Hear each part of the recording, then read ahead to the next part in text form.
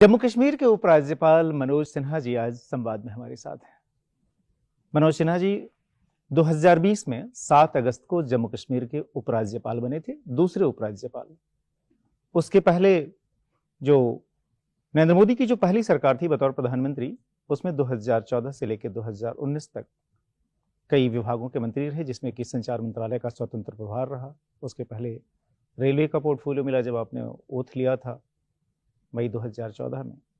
और उसके पहले की सियासी पृष्ठभूमि जो है वो शुरू हो गई थी छात्र जीवन से। गाजीपुर में कमल को पहली बार खिलाने का श्रेय जो है इनको जाता है। तो एक लंबा करियर, पहला चुनाव 1984 में, जब वो चुनाव जिसमें कि बीजेपी सिर्फ 2 सीटें हासिल कर पाई थी, वहां से सियासी करियर जो खासतौर पे संसदीय राजनीति जो कहते हैं वो शुरू हुआ। मनोज जी, स्वागत है आपका।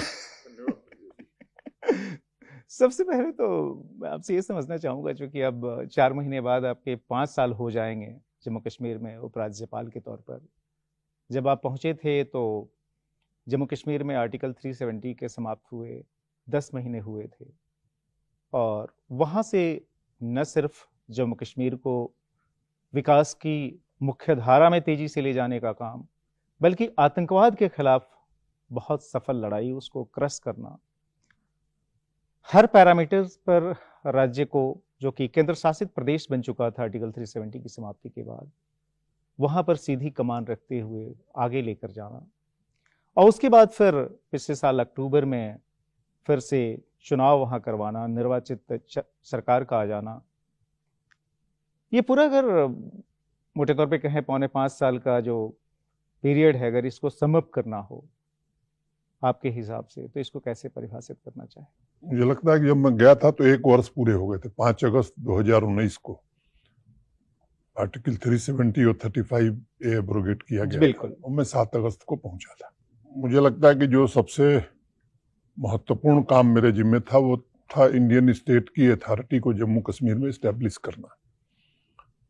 और माननीय प्रधानमंत्री जी और गृह मंत्री जी के मार्गदर्शन में आज मैं ये बात कह सकता हूं कि उस काम को बखूबी अंजाम देने में भारत सरकार के सहयोग से वहां सफलता मिली।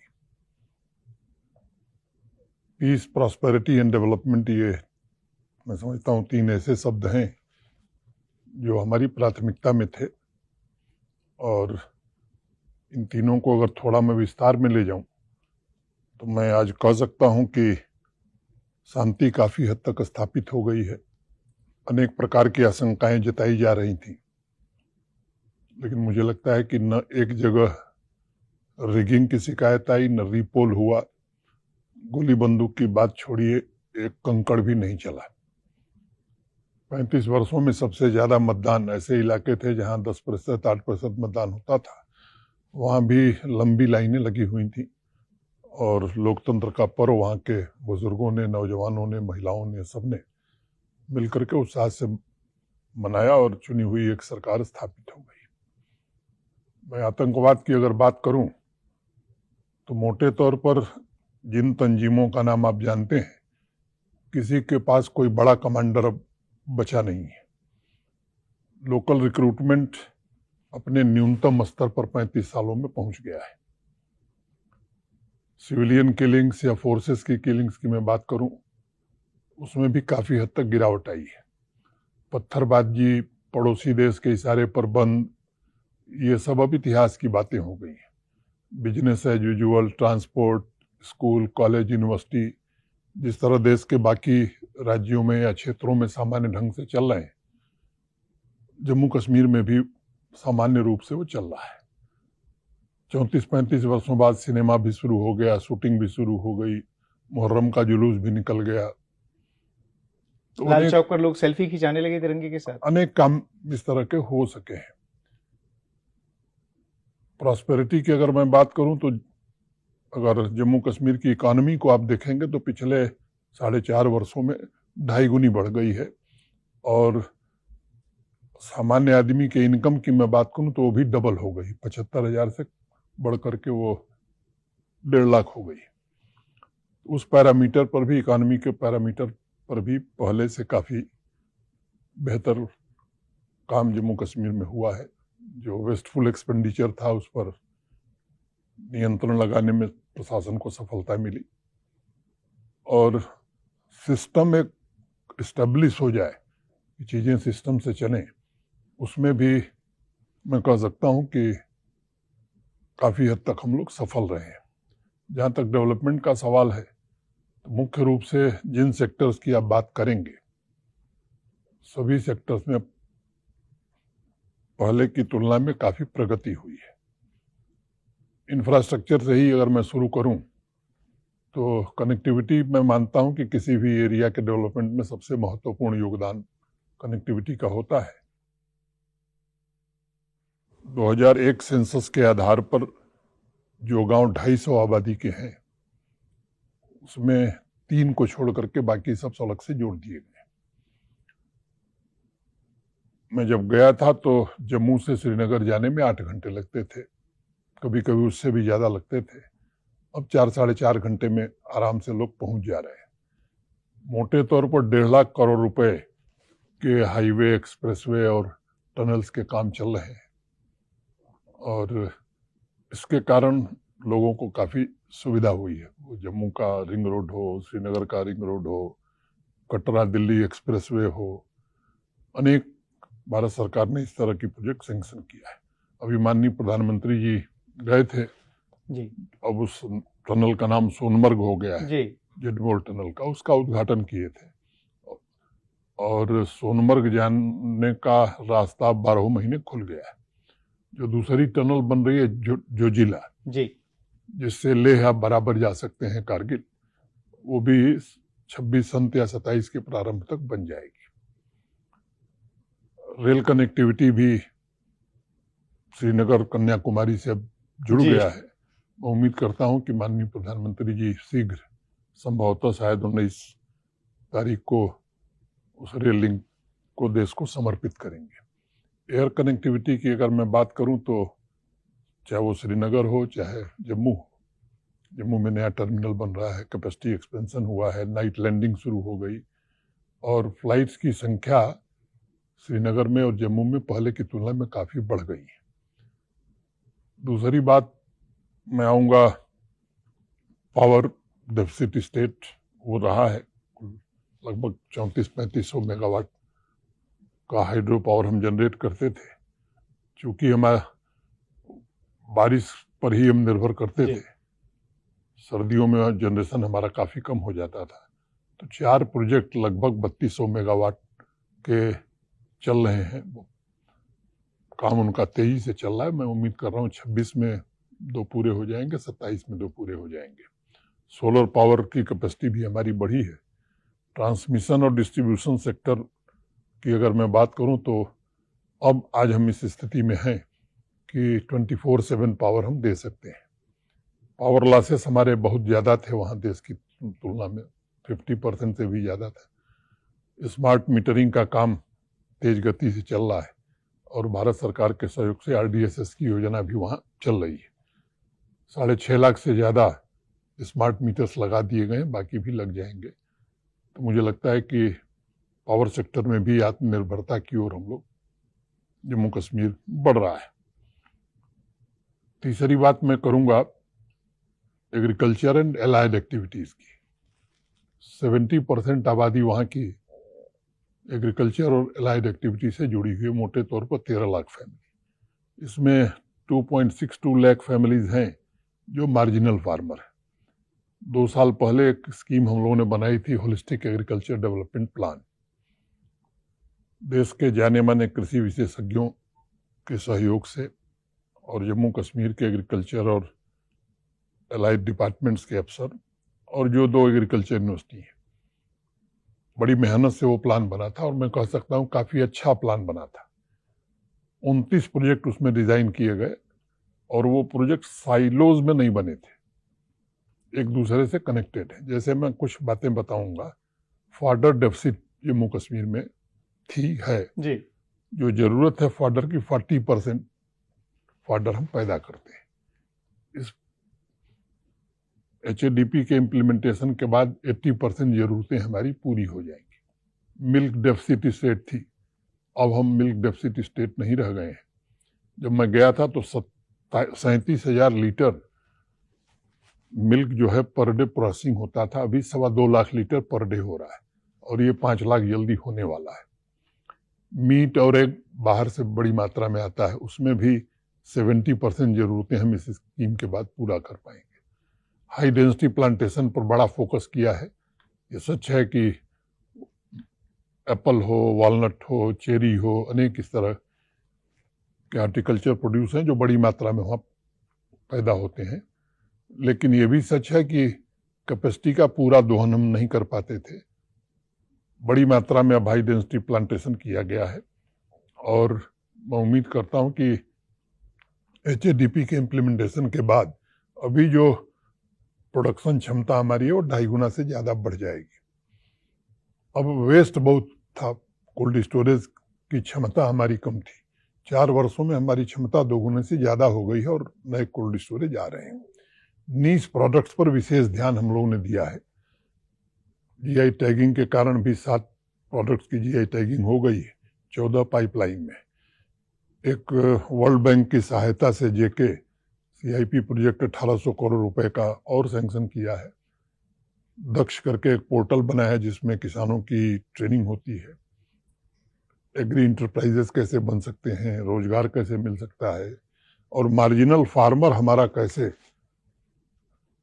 आर्थिक रूप से समर्थवान हो सकता है, इसकी कोशिश उसमें की गई है। और मेरा अनुमान है वैसे तो 5 साल में जो कंट्रीब्यूशन GDP को है वो डबल हो जाएगा, ऐसा वो विशेषज्ञों की समिति कहती है।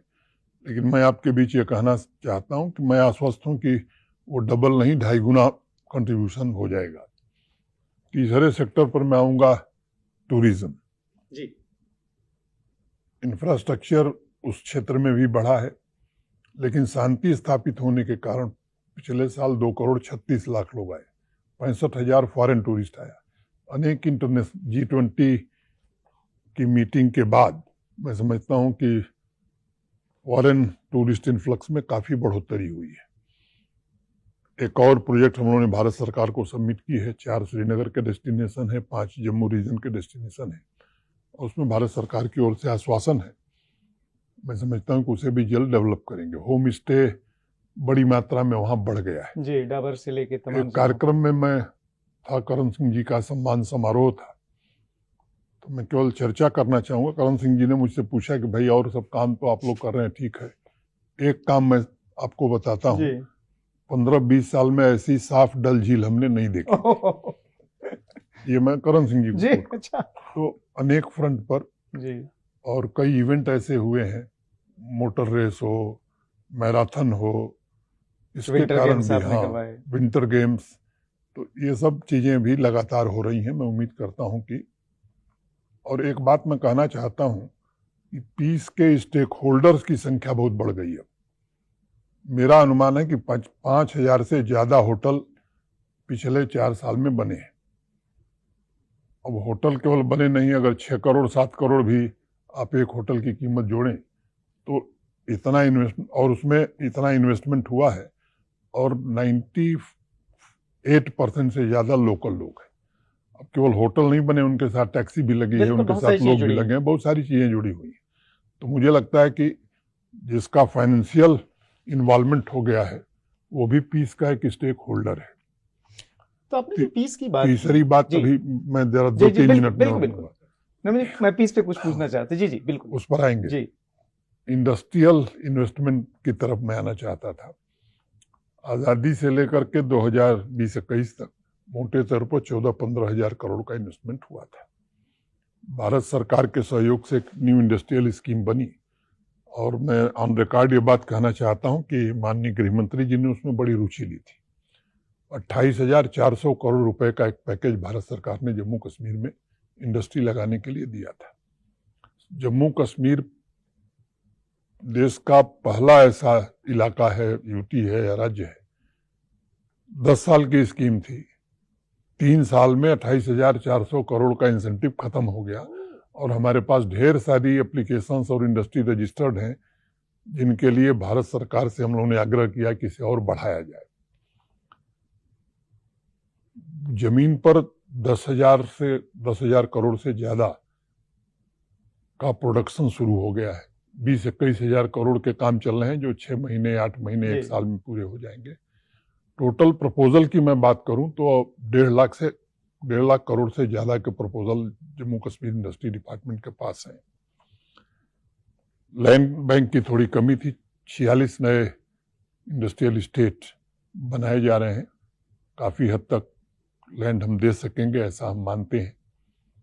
स्टार्टअप पॉलिसी, अब जम्मू कश्मीर में भी स्टार्टअप पॉलिसी 21-22 में बन गई थी और मुझे बताते हुए प्रसन्नता है कि 1088 स्टार्टअप हमारे मिनिस्ट्री ऑफ कॉमर्स के साथ रजिस्टर्ड है। नॉन रजिस्टर्ड की बात मैं नहीं कर रहा। और अगर मुझे ठीक याद है तो 383 या 84 उसमें वुमेन लेड स्टार्टअप्स हैं। एक्सपोर्ट की मैं बात करूं, हैंडीक्राफ्ट, पश्मीना और कारपेट जी, तो 4 साल में डबल हो गया है। गवर्नमेंट ऑफ इंडिया का मैं बहुत शुक्रगुजार हूं। गवर्नमेंट ऑफ इंडिया ने इसमें काफी मदद की है।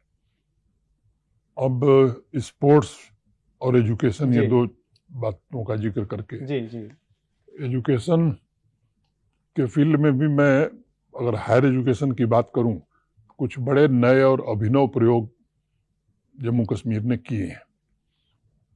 National education policy real spirit में जमीन पर इम्प्लीमेंट हो, इसकी कोशिश की गई है। और पहली बार जम्मू कश्मीर की कोई यूनिवर्सिटी A++ एक्रेडिटेशन उसका हो सका है। पहली बार मैंने 47 to 25 की बात मैं कर रहा हूँ। जम्मू यूनिवर्सिटी का IUST हो या कश्मीर यूनिवर्सिटी हो, ये सभी विश्वविद्यालय अच्छा काम कर रहे हैं। Knowledge on wheels, design your own degree, इस तरह के इनोवेटिव काम जम्मू कश्मीर उच्च हायर एजुकेशन ने किया है। स्कूल एजुकेशन में भी काफी प्रयत्न हुआ है। चैलेंजेस थे, लीगेसी में मिले हुए कई इशूज थे, लेकिन आज मैं कह सकता हूं कि बेहतर काम उसमें हो रहा है। स्पोर्ट्स इंफ्रास्ट्रक्चर की अगर मैं बात करूं तो मैं प्रधानमंत्री जी को धन्यवाद देना चाहूंगा, जिन्होंने PMDP में बड़ी फंडिंग की जम्मू कश्मीर को। और लगभग हर जिले में आज स्टेडियम, आउटडोर, इंडोर, इसके अलावा भी इंटरनेशनल स्टैंडर्ड के 2 स्टेडियम बने हैं। एक्टिविटी बहुत ज्यादा हुई है। 94 से ज्यादा खेलो इंडिया सेंटर बने हैं। विंटर स्पोर्ट्स पूरे देश और दुनिया में चर्चा का विषय है। और पार्टिसिपेशन स्पोर्ट्स एक्टिविटीज में बहुत ज्यादा बढ़ गया है। अनेक लोगों ने नेशनल और इंटरनेशनल अवार्ड भी जीते हैं। 40 से ज्यादा नेशनल गेम्स वहां आयोजित हुई हैं। और लंबे समय बाद लीजेंड्स क्रिकेट हुआ श्रीनगर में और बहुत शांतिपूर्ण माहौल में हुआ। 10-10 हजार लोग दर्शक दीर्घा में होते थे। तो इस तरह के आयोजन लगातार हो रहे हैं। फिल्मों की शूटिंग बड़ी संख्या में हो रही है। तो मोटे तौर पर एक दृश्य हमने आपके सामने रखा है। समय था जब मैंने कहा कि सिस्टम, तो आज ऑनलाइन सर्विसेज के मामले में we are number 1 in the country. और 500 से ज्यादा सर्विस नहीं 1116 सर्विसेज हैं ऑनलाइन। और उसमें रैपिड असेसमेंट सिस्टम पर भी लोगों की राय हम लेते हैं। तो मैं समझता हूं कि सेक्रेटेरिएट हो, डिविजनल लेवल हो, डिस्ट्रिक्ट लेवल तक, ये पूरा ई-गवर्नेंस पर हम लोग चले गए हैं। भारत सरकार के जो मॉड्यूल हैं, चाहे वो बीम हो और कोई प्रोजेक्ट या कोई काम बिना ई टेंडर के नहीं हो सकता है, जिसकी कीमत 3 लाख से ज्यादा है। ट्रेजरी बिल ही नहीं लगी जब तक कि काम का फोटो और GI टैगिंग नहीं हो जाएगी, तब तक ट्रेजरी बिल ही नहीं लगी। तो इस तरह के अनेक काम हुए हैं। पंचायती राज इंस्टीट्यूशंस 3 टियर सिस्टम पहली बार लागू हुआ। बड़ी संख्या में लोगों ने पार्टिसिपेट किया। और फंड, फंक्शन और फंक्शनरी तीनों देर से लागू होने के बावजूद मैं कह सकता हूं कि चाहे अर्बन लोकल बॉडीज हों या हमारे पंचायतें हों, ब्लॉक डेवलपमेंट काउंसिल हो या डिस्ट्रिक्ट डेवलपमेंट काउंसिल, इसमें हमने लागू किया है। कल्चरल एक्टिविटीज भी, वो जम्मू कश्मीर इस मामले में बड़ा सौभाग्यशाली है वहाँ का हेरिटेज कल्चर ये जी। बड़ा ही महत्वपूर्ण रहा है, उस पर भी ध्यान दिया गया है। वर्ल्ड क्राफ्ट काउंसिल ने अभी श्रीनगर को क्राफ्ट सिटी का दर्जा दिया, तो अनेक इस तरह के भी अवार्ड, यूनेस्को ने भी श्रीनगर को रिकॉग्नाइज किया। तो मोटे तौर पर ये तस्वीर रही है। चुनाव की बात मैंने आपको बताई कि शांतिपूर्ण ढंग से जी। चुनाव हो गया। आपने कहा कि जो सो पीस को हम लोग वहाँ मेंटेन कर पाए, शांति जो है बहाल रही, और जिस तरीके से आपने आंकड़े एक के बाद एक गिनाए, नॉर्मली पॉलिटिशियंस जो सो इस तरीके से स्टैट्स के साथ लगातार आप मतलब एक एक डिपार्टमेंट का आपने लेखा जोखा दिया। एक तो आईटी की आपकी बैकग्राउंड हो तो है ही, ये भी बताता है कि आपकी इन्वॉल्वमेंट किस कदर रही होगी। लेकिन मैं आता हूँ शांति पर। मुझे याद है आपका बयान या गृह मंत्री अमित शाह जी का भी बयान, उन्होंने कहा था कि हम लोग शांति खरीदने में यकीन नहीं रखते, स्थापित करने में यकीन रखते हैं। लेकिन अक्टूबर में जो पॉलिटिकल गवर्नमेंट वहाँ आई, उसकी तरफ से, खासतौर पे मुख्यमंत्री की तरफ से जो ये बयान आया कि यह जो शांति है वो फोर्स्ड पीस है।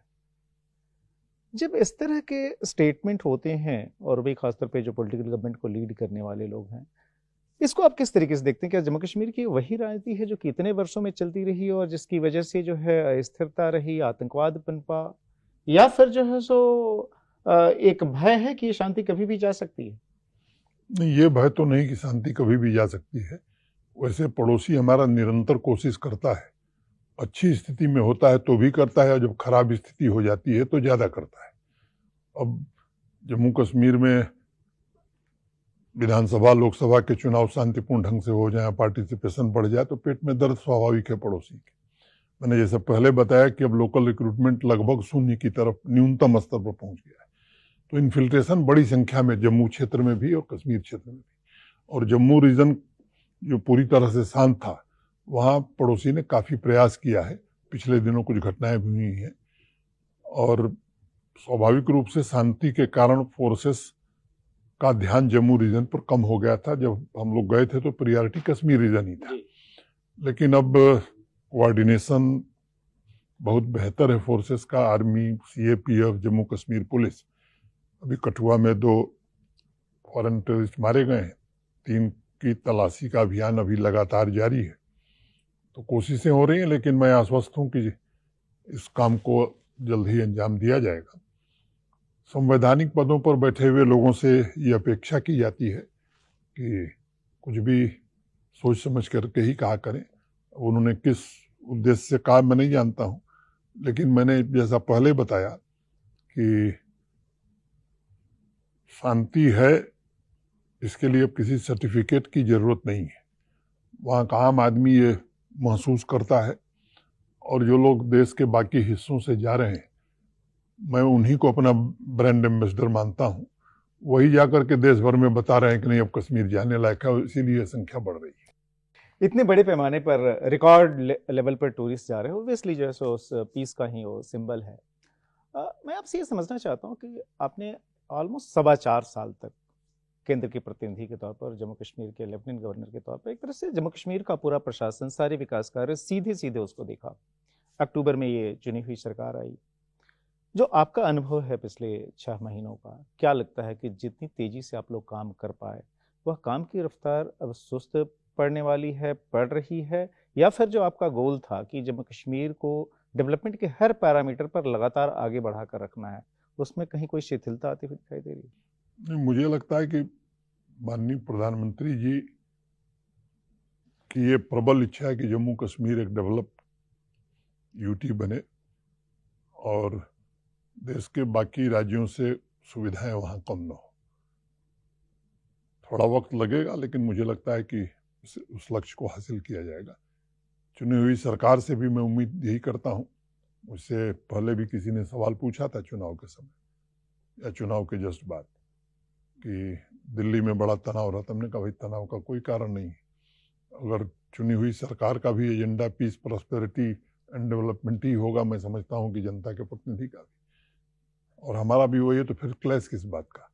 मैं उम्मीद करता हूँ कि डेवलपमेंट की गति कम नहीं होगी। कोई कठिनाई आएगी तो उसे निश्चित रूप से उस बातचीत से उसका समाधान किया जाएगा। लेकिन क्या क्लैश होता हुआ दिखाई नहीं दे रहा है? चूंकि जो सो एक अभी हाल ही में जो आपने एक लार्जर स्केल जो ट्रांसफ़र किए जम्मू कश्मीर में, उसको लेकर जो है तुरंत चुनी हुई सरकार यानी मुख्यमंत्री ने कैबिनेट की मीटिंग बुला ली, और जो सिग्नल आ रहे हैं कि वो रिप्रेजेंटेशन सेंटर को किया जा रहा है कि नहीं जी जो है ये चुनी हुई सरकार के हक में दखल है और ऐसा होना ठीक नहीं है, ये टकराव का रास्ता ये जो है नहीं, कहाँ लेके जाएगा? मैं आपको स्पष्ट करना चाहता हूँ, स्टेट रीऑर्गेनाइजेशन एक्ट 2019 में पार्लियामेंट ने पारित किया है, और मैं बड़ी जिम्मेदारी से कह रहा हूँ कि उस ऑर्गेनाइजेशन एक्ट के बाहर जाकर मैंने कुछ भी नहीं किया है। I am well with in my domain, और उसके बाहर जाकर कभी मैं कुछ करूँगा भी नहीं। मैं अपनी सीमाएं जानता हूँ और उस सीमा का उल्लंघन मैं कभी नहीं करूँगा।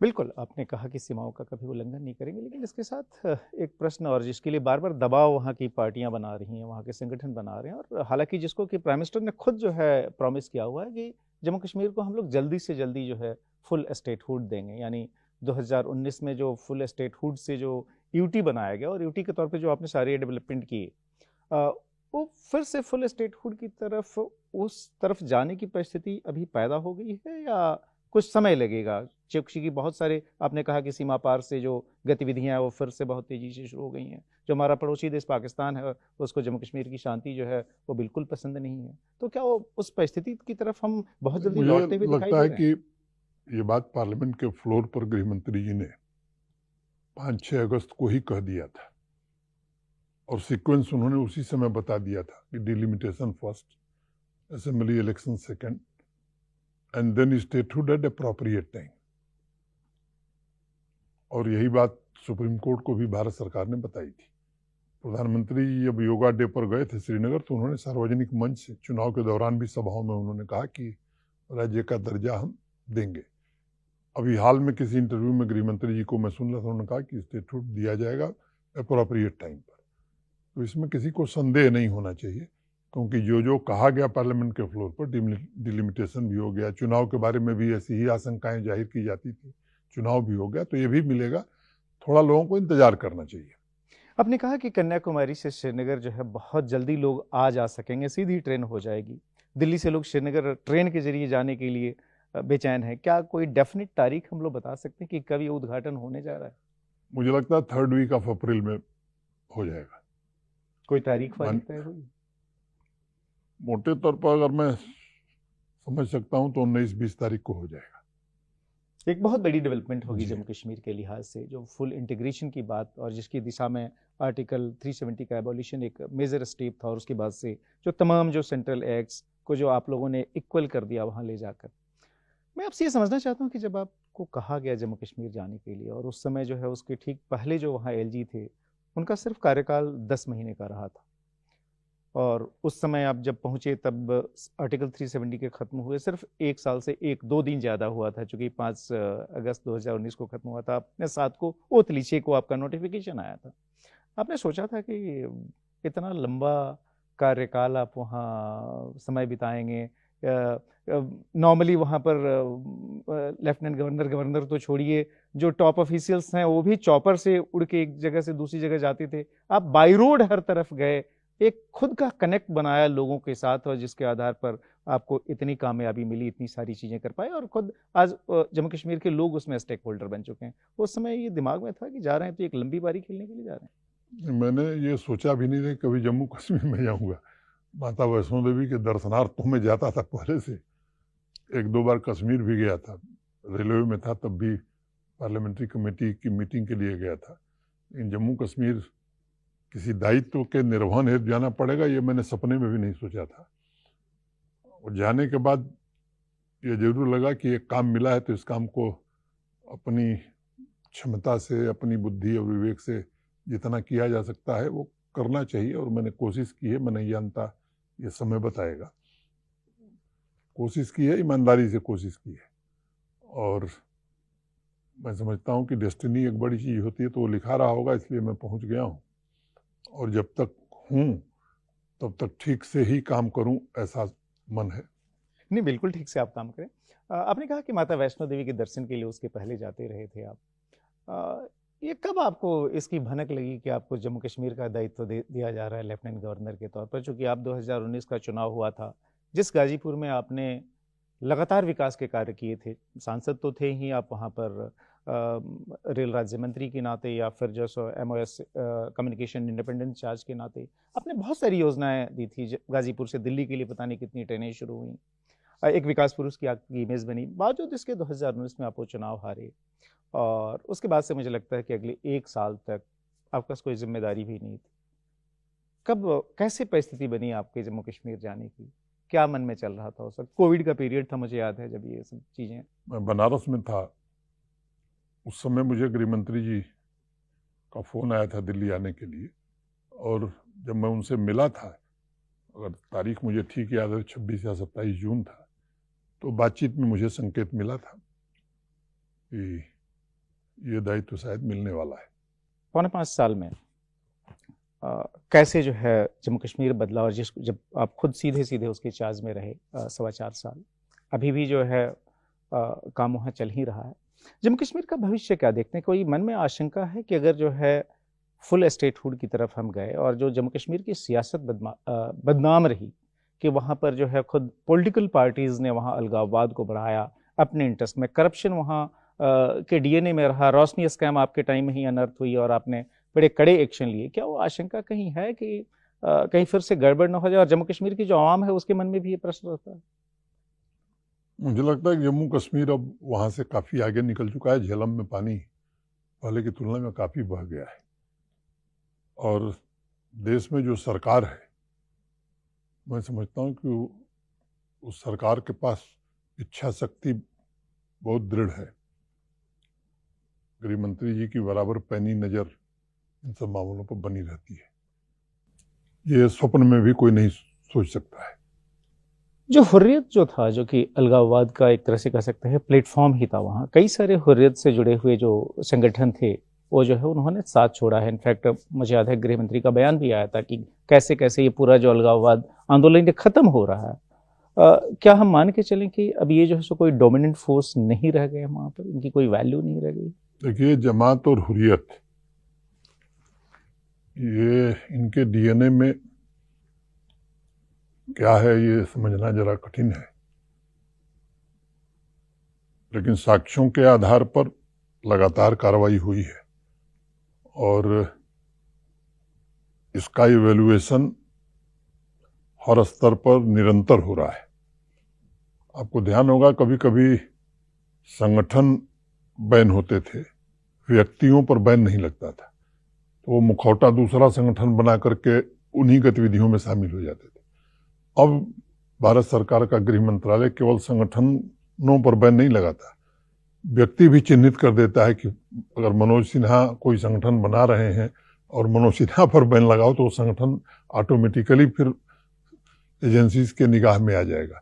तो मुझे लगता है कि गृह मंत्रालय बड़ी पैनी दृष्टि से इन सब चीजों को देख रहा है। उसकी गुंजाइश आपने खुद बड़े पैमाने पर जो है उन OGWs को, जो कि जो सरकार के अंदर थे, अलग अलग डिपार्टमेंट्स में, एजुकेशनल इंस्टीट्यूशंस में, जो कि अलगाववाद ही नहीं बल्कि आतंकवादियों के सीधे सपोर्टर थे, उनको मदद देते थे, उनको बड़े पैमाने पर बर्खास्त किया, सिस्टम से निकाला। डिमांड जो है खासतौर पे पॉलिटिकल गवर्नमेंट आने के बाद से फिर से शुरू हो गई है कि नहीं जी रेनस्टेड किया जाए, ना जी ऐसे लोगों पर कोई कार्रवाई ना हो। क्या ये देखिए, मैं इस मामले में मैं एक बात जरूर कहूँगा कि उसका प्रोविजन जब कॉन्स्टिट्यूशन में किया गया तो उस पर कॉन्स्टिट्यूएंट असेंबली में बड़ी बहस हुई थी, और जो स्वतंत्रता आंदोलन के हमारे नेता थे, खासतौर से सरदार पटेल साहब और अनेक लोगों ने बात कही कि कुछ लोगों ने कहा था कि साहब इसकी जरूरत क्या है, तो सरदार पटेल साहब ने बड़ा बढ़िया उत्तर दिया था। और मुझे लगता है कि जम्मू कश्मीर के प्रशासन में इस तरह के काफ़ी तत्व आ गए थे। जो आप बात कह रहे थे कि शांति स्थापित करनी है, स्थायी रूप से खरीदनी नहीं है, तो कई बार शांति खरीदने में भी इस तरह के तत्वों की मदद ली गई थी। प्रक्रिया थोड़ी टेढ़ी है, व्यक्ति की पहचान, पूरा डाइजेस्ट बनाना, फिर वो कार्रवाई करना। तो कार्रवाई हुई है और कार्रवाई भविष्य में भी ऐसे लोगों को चिन्हित करके निरंतर होती रहेगी, क्योंकि सिस्टम में कोई ऐसा आदमी रहे जो राष्ट्रद्रोह कर सकता है या स्टेट के खिलाफ काम करे, और वो भी इस स्तर पर, तो मुझे लगता है वो ठीक नहीं है और वो कार्रवाई आगे भी जारी रहेगी। आपने बताया कि जब आप जम्मू कश्मीर गए थे उपराज्यपाल के तौर पर, उस समय सारा का सारा फोकस जो है सो कश्मीर पर था, खासतौर पे वहाँ के टेररिज्म को खत्म करने के लिए, और इसीलिए जम्मू के इलाके में उतनी अधिक डिप्लॉयमेंट नहीं थी। लेकिन पिछले 1-1.5 साल से देखा जा रहा है कि जम्मू में लगातार जो है सो इन्फिल्ट्रेशन हो रहा है, टेरर एक्टिविटीज़ बढ़ रही हैं। तो क्या एक प्रॉपर रीओरिएंटेशन जो है वह हो चुका है? और खासतौर पर जो OGWs की हम बात करते हैं, जो कि टेरर सिंपैथाइजर हैं, जो कि उनको सपोर्ट देते हैं, उनको क्रश करने में कितना समय लगेगा? ये अप्रोच एक 360 डिग्री का अप्रोच रहा है और एक वेल डिफाइंड तरीका रहा है कश्मीर में लड़ने का। ये सच है कि 15-16 सालों से जम्मू में शांति थी, तो स्वाभाविक रूप से सबका कंसंट्रेशन भी उधर था। लेकिन 1.5 साल नहीं, 2-2.5 सालों से 3 सालों से जम्मू में प्रयास हो रहा था, और किसी स्तर पर मैं कह सकता हूँ कि शायद हम लोग भी भांप नहीं पाए कि इस स्तर का प्रयास है। लेकिन अब फोर्सेस भी, आसाम राइफल्स भी आ गई है, CAPF की डिप्लॉयमेंट हो गई है, पुलिस ने भी, जम्मू कश्मीर पुलिस ने भी अपनी तैनाती उन इलाकों पर, हायर रीचेज पर जो पहले फोर्सेस हुआ करती थी वो विड्रा कर ली गई थी। तब मुकम्मल तैयारी हो गई है, कोऑर्डिनेशन भी है। मैं उम्मीद करता हूँ कि बहुत जल्द जम्मू में भी वो स्थिति सामान्य हो जाएगी। एक एडवांटेज जम्मू में है कि जम्मू की जो आम पब्लिक है, जम्मू के जो लोग हैं, वो मैं समझता हूं कि आतंकवाद को न प्रश्रय देना चाहते हैं और न कभी इस तरह की गतिविधियों में वहां की मास पॉपुलेशन इसके खिलाफ है। तो ये एक बड़ा कारण होगा जल्दी विजय पाने में। आपने कहा कि जो जम्मू कश्मीर की जो पॉपुलेशन है, मास पॉपुलेशन, वो खुद पीस की एक तरह से स्टेक होल्डर हो गई है। आपने कहा कि इतने बड़े पैमाने पर होटल्स वगैरह खुल गए हैं, उसमें सारे लोकल लोग इन्वॉल्व हैं। टूरिज्म जितना अधिक जो है सो डेवलप होगा, इंडस्ट्री जितनी डेवलप होंगी, लोकल लोगों को फायदा होगा। ऐसे में जो बार बार बात उठती है कि अगर जम्मू कश्मीर में एकमात्र अगर अनसेटल्ड कोई चीज़ है तो ये है POK का वापस लेना। हमारे संसद के रिजोल्यूशन है, डिफेंस मिनिस्टर राजनाथ सिंह जी ने बात की, अमित शाह जी ने कई बार बात की। क्या आपको लगता है, जो आपका अपना अनुभव है पिछले 4.25 साल का, जिसमें कि आपने लगातार ट्रेवल किया और वो भी ट्रेवल बाय रोड, जिसमें कि जम्मू कश्मीर के हर इलाके में गए, जम्मू कश्मीर में जिस तरह की प्रोग्रेस आप लोग करने में कामयाब रहे हैं, क्या जो है देर सबेर POK के जो लोग हैं, जहां पर इस बात के लिए आंदोलन लगातार चलता रहता है कि पाकिस्तान उनकी उपेक्षा करता है, वहां पर कोई इंफ्रास्ट्रक्चर नहीं डेवलप है, एक नेचुरल माहौल बनेगा जब वहां पर मोटे तौर पर पाकिस्तान एक फेल्ड स्टेट है आज की तारीख में। वो हमारे पड़ोस का मसला हो, बलूच का मसला हो, आंतरिक समस्याओं से पाकिस्तान जूझ रहा है। वहाँ की जनता में अविश्वास, मैं समझता हूँ कि अपने पीक पर पहुँच गया है। अब हम लोग जहाँ हैं कश्मीर में, इधर भारत का हिस्सा है, उधर कश्मीर का है, अरे पाकिस्तान का। अब वो देखते हैं बेचारे, और लिख भी रहे हैं, आर्टिकल भी लिख रहे हैं कि इस हिस्से में जहाँ मोदी जी का शासन है, वहाँ अस्पताल भी है, सड़क भी है, बिजली भी है, डॉक्टर भी है, अस्पताल भी है, और वहाँ गेहूं और आटे के लिए लंबी लाइन लग रही। तो वहाँ के अनेक इंटेलेक्चुअल्स इस तरह के लेख लिखते हैं, मीडिया में भी आ रहा है। लेकिन जो बात आपने बताई कि गृह मंत्री जी ने या रक्षा मंत्री जी ने कही है, तो ये निर्णय और इस पर कोई राय भारत सरकार ही देगी। मेरी सीमाएं, मैंने पहले भी कहा कि मैं अपनी सीमाओं से वाकिफ हूँ, ट्रांसफर के मामले में भी और इस मामले में भी मैं अपनी सीमाओं से वाकिफ हूँ कि मेरा रोल क्या है। जो काम भारत सरकार का है वो भारत सरकार ही उस पर प्रतिक्रिया दे तो अच्छा रहे। लेकिन आपने सुरक्षा के मामले में कभी कोई सीमा नहीं रखी है। आपको मुझे लगता है पहले चेताया भी गया जब आपने बहुत ज्यादा रोड जर्नी शुरू की, और मुझे लगता है कि मुख्यमंत्री भी वहां उतनी रोड जर्नी या पहले के गवर्नर करते थे जितनी आपने की। क्या कोई भय नहीं लगा? गृह मंत्री जी, मुझे लगता है कि जम्मू कश्मीर की सिक्योरिटी सिचुएशन पर बराबर ध्यान देते रहे हैं, निरंतर बैठकें करना, फीडबैक लेना। और दूसरा, जहाँ तक व्यक्तिगत सुरक्षा का सवाल है, तो जम्मू कश्मीर के SSF के लोग हमारी सुरक्षा में हैं। और ये फायर ब्रिगेड की गाड़ी आपने देखी है ना, तो उसमें बाल्टी जो होती है लाल होती है, वो लिखा रहता है आग, और उस बाल्टी में होता है बालू। तो मुझे लगता है कि आग दिखने के लिए अंदर बालू होता है। आप 65 साल के हो चुके हैं ऑलरेडी। कई बार देखा गया कि, और खासतौर पे जहां पर भी ऐसे शहीद इस जिन्होंने तरह की धमकियां उनकी आती हैं तो ये बंदर उड़कियों से डरना क्या है। पैदल भी आप कई जगह गए उन गांव में जहां हाँ, पर कि लोगों मैं के गया था जहाँ कैजुअलिटी हुई तीन थी। बच्चे, शुरुआत में जब मैं नया नया गया तभी 3 गुजर लड़के थे जो सोपैया में इनकी मृत्यु हो गई थी, रजौरी के रहने वाले थे। उसमें जब जानकारी मिली कि उनके साथ गलत हुआ है तो मैं प्रशंसा करूंगा आर्मी अफसरों का और खासतौर से बिपिन रावत जी का। उन्होंने तुरंत कार्रवाई की, उससे आम जनता में एक विश्वास हासिल हुआ कि अगर गलत होगा तो आर्मी हो या फोर्स के लोग हों या पुलिस के लोग हों, ये गलत काम को प्रश्रय नहीं देंगे। और मैं बार बार कहता हूं कि बेगुनाह को छेड़ो मत और गुनहगार को छोड़ो मत। तो ये आम आदमी का भरोसा जब रहता है तभी इस तरह की लड़ाई आप जीत सकते हैं। तो आम आदमी का ये भरोसा बढ़ने का ही यह एक तरह से प्रतीक या फिर कह सकते हैं कि रिफ्लेक्शन है कि मुझे याद है कि जब आर्टिकल 370 जब खत्म करने की कवायद चल रही थी तो उसमें महबूबा मुफ्ती का बयान था, और महबूबा मुफ्ती वो थी जिनकी सरकार जो है सो बर्खास्त हुई थी, और उसके बाद से जो है एक तरह से ये प्रोसेस आगे बढ़ी थी। उन्होंने कहा कि अगर आपने 370 खत्म किया तो जम्मू कश्मीर में कोई जो है भारत का तिरंगा लेकर घूमने को वाला नहीं मिलेगा। और उस कश्मीर में और खासतौर पर श्रीनगर में अगर आप डल लेक पर देखें, चाहे रिपब्लिक डे का समारोह हो, इंडिपेंडेंस डे का हो, न सिर्फ तिरंगा बल्कि जो है लोग बड़े पैमाने पर पार्टिसिपेट करते हैं। इस चेंज को जो है आप कैसे देखते हैं, ये कैसे संभव हो पाया? मैंने पहले ही शुरुआत में कहा कि इंडियन स्टेट की अथॉरिटी जो है वो पूरी तरह जम्मू कश्मीर में खासतौर से वैली में इस्टेब्लिश हो गई। और जो तिरंगा यात्रा या बाकी कार्यक्रम संस्कृति मंत्रालय करता था उसमें आपके मित्र जो है ये गवाह है, वो अनेक ऐसे स्थान, पुलवामा, शोपियां, 10-10 हजार लोग तिरंगा लेकर के निकले थे। डल के किनारे बड़ी संख्या में लोग निकलते थे।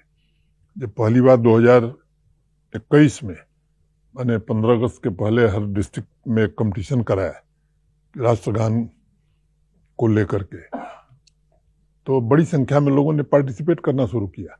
और डिविजनल लेवल पर भी, और जो मेन फंक्शन होता था वहां बच्चों को बुला करके पुरस्कृत किया जाता था।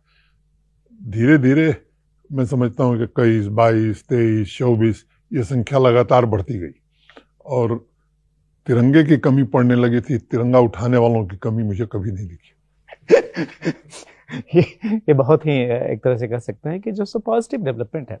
मैं आपसे समझना चाहता हूँ, आप खुद भी काफ़ी रिलीजियस हैं, टीका आपके माथे पे हमेशा रहता है, आपने चुटिया भी जो आजकल नील हो गई हो आपकी मेरे ख्याल से बचपन से ही है। दो ऐसे धार्मिक स्थल हैं जम्मू कश्मीर में, खासतौर पे अमरनाथ की बात कर लें या फिर माता वैष्णो देवी कर लें, जो कि सीधे सीधे जो है राज्यपाल या उपराज्यपाल की निगरानी में ही उनकी सारी व्यवस्था होती है। वो सपना कब तक पूरा हो पाएगा कि अमरनाथ तक सीधे लोग जो है बाई रोड जा सके? 13,500 फीट की ऊंचाई पर बाबा बर्फानी है। 6 फीट चौड़ी सड़क हुआ करती थी। मैं आपको आज प्रसन्नता के साथ ये बात कर रहा हूँ कि 12 फीट चौड़ी सड़क बालटाल से भी और नुनवान वाले रास्ते से भी दोनों तरफ से बन गई है। ग्रिड पावर बालटाल की तरफ से वहां पहुंच गई थी, नुनवान की तरफ से भी काम चल रहा है, वो भी पहुंच जाएगी। मटेरियल अब गाड़ियों से वहां पहुंच जा रहा है। पहले बड़ी कठिनाई होती थी जो लोग यात्रा किए होंगे, लेकिन अब पहले से काफी बेहतर हो गया है। 200 बेड के अस्पताल बालटाल में और पंचतरनी में बना दिए गए। एक समय था जब वहां श्री अमरनाथ जी श्राइन बोर्ड का कार्यालय नहीं हुआ करता था। अब मैं कह सकता हूं कि श्रीनगर में इस यात्रा में कुछ श्रद्धालु रुके थे। यात्री निवास का फर्स्ट फेज ये 3 जुलाई से यात्रा 30 जून तक पूरा हो जाएगा। बालटाल और नुनवान में भी यात्री निवास बन रहा है, बिजबेहरा में बन रहा है, जम्मू में बन रहा है। तो भक्तों के लिए सुविधाएं बढ़ें, इसका पूरा प्रयत्न हुआ है। और एक जो अच्छी बात है कि जम्मू कश्मीर के लोग भी इस यात्रा में बहुत बढ़ चढ़ करके कश्मीर की आवाम भी सहयोग करती है। और मैं मानता हूं कि उस यात्रा के कारण जम्मू कश्मीर की इकोनॉमी भी बढ़ती है, लोगों को रोजगार भी मिलता है। और कश्मीरी इस यात्रा में बड़े सहयोगी होते हैं। माता वैष्णो देवी की संख्या 96 लाख पहुंच गई थी। मैं समझता हूं अब 1 करोड़ क्रॉस कर जाएंगे हम लोग। वहाँ भी सुविधाएं काफी बड़ी हैं, लेकिन बड़े प्राचीन काल से भव्य मंदिरों की वहाँ बड़ी संख्या रही है। जी। और मैं कहूँ कि अब एक नए प्रकार का वातावरण वहाँ बना है, चाहे वो मचैल माता की यात्रा हो, बूढ़ा अमरनाथ की यात्रा हो, अनेक यात्राएं वहाँ निकलती हैं और सभी यात्राओं में संख्या भी बढ़ती जा रही है, सुविधाएं बढ़े इसकी भी चिंता की जा रही है और सुरक्षित हो इसको भी दृष्टिगत रखा जाता है। वैष्णो देवी में तो खैर पूरे भारत से लोग सालों भर जाते हैं, वहां पर आपने रोपवे प्रोजेक्ट शुरू किया है, वो सपना कब तक साकार होगा कि लोग जो है सो सीधे रोपवे से भवन पहुंच जाएंगे? और एक तो मटेरियल रोपवे है, दूसरा भैरव जी जाने के लिए भी रोपवे है, तीसरा रोपवे एक बन रहा है जिसका टेंडर हो गया था। स्थानीय लोगों के मन में थोड़ा विरोध था, इसलिए थोड़ी देर के लिए काम रोक दिया गया है। एक समिति श्राइन बोर्ड की बनी है, अशोक भांजी उसके सदस्य हैं, सुरेश शर्मा जी सदस्य हैं और जम्मू के डिविजनल कमिश्नर और सीईओ। स्थानीय लोगों से बातचीत हो रही है और मैं आपके चैनल पर यह कहना चाहता हूं कि उससे किसी का रोजगार प्रभावित नहीं होगा। देश भर के ऐसे श्रद्धालु जो वृद्ध हो गए हैं, अपंग हैं, उनको जाने में असुविधा होती है।